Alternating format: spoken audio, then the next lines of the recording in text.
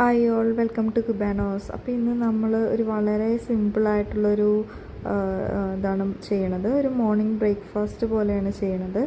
അപ്പോൾ ഭയങ്കര സിമ്പിളാണ്, നമ്മൾ വലിയ കാര്യമായിട്ടൊന്നും ചെയ്യണില്ല. അപ്പോൾ ജസ്റ്റ് മുട്ട പുഴുങ്ങിയെടുത്തിട്ടുണ്ട്, ഒരു 3 മുട്ട പുഴുങ്ങിയെടുത്തിട്ടുണ്ട്.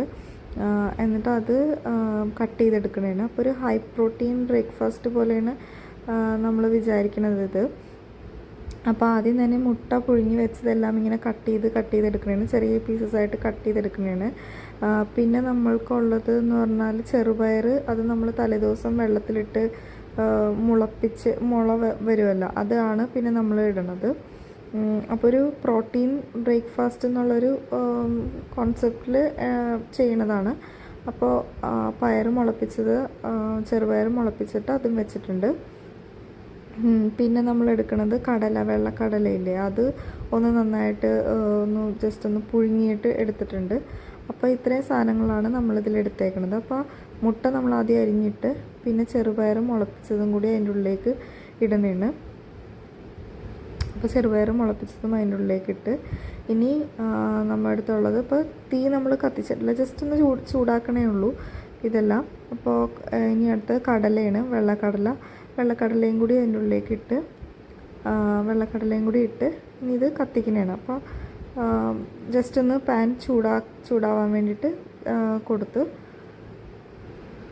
ഇത് ഉണ്ടാക്കി കഴിഞ്ഞിട്ട് ഞാൻ കഴിച്ച് നോക്കിയപ്പോൾ അത്ര ടേസ്റ്റി ഒന്നുമല്ല, പക്ഷേ നമുക്ക് ഒരു ഹൈ പ്രോട്ടീൻ ബ്രേക്ക്ഫാസ്റ്റ് എന്നുള്ള രീതിയിൽ നമുക്ക് കഴിക്കാനായിട്ട് ഭയങ്കര നല്ലതാണ്. ഇനി ഞാൻ ഇതിലൊരു ഡ്രസ്സിങ് പോലെ ഇടുന്നത് ഹമൂസാണ്. അപ്പോൾ ഹമൂസ് വാങ്ങിച്ചിട്ടുണ്ടായിരുന്നു, അപ്പോൾ അത് ഇതിലേക്ക് കുറച്ചിങ്ങനെ ഇടണേണ്, അതൊന്ന് മിക്സായിട്ട് കിട്ടാൻ വേണ്ടിയിട്ട്. പിന്നെ നമുക്ക് ആവശ്യത്തിന് വേണ്ട സോൾട്ടും പെപ്പർ പൗഡറും മാത്രം ഇതിലേക്ക് ഇട്ടാൽ മതി.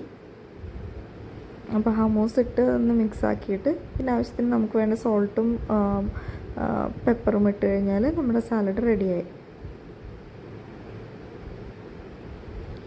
അപ്പോൾ ജസ്റ്റ് ഞാനിങ്ങനെ ഒന്നെല്ലാം മിക്സാക്കണേണ്. മിക്സായി കഴിഞ്ഞ് കഴിഞ്ഞാൽ പിന്നെ നമുക്കിത് കഴിക്കാം.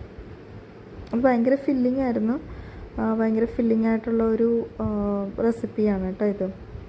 അപ്പോൾ പിങ്ക് സോൾട്ടാണ് നമ്മൾ യൂസ് ചെയ്യണം. അപ്പോൾ പിങ്ക് സോൾട്ട് അതിലിട്ട് കൊടുത്തിട്ടുണ്ട്.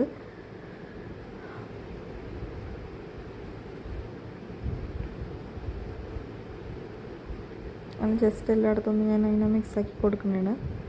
പിന്നെ നെക്സ്റ്റ് കുറച്ച് പെപ്പർ പൗഡറും കൂടി നമുക്കിടാം. അതോടെ നമ്മളുടെ സാലഡ് റെഡിയാവും. കുറച്ച് പെപ്പർ പൗഡറും കൂടി ഇട്ട് എരിവിന് വേണ്ടിയിട്ട്.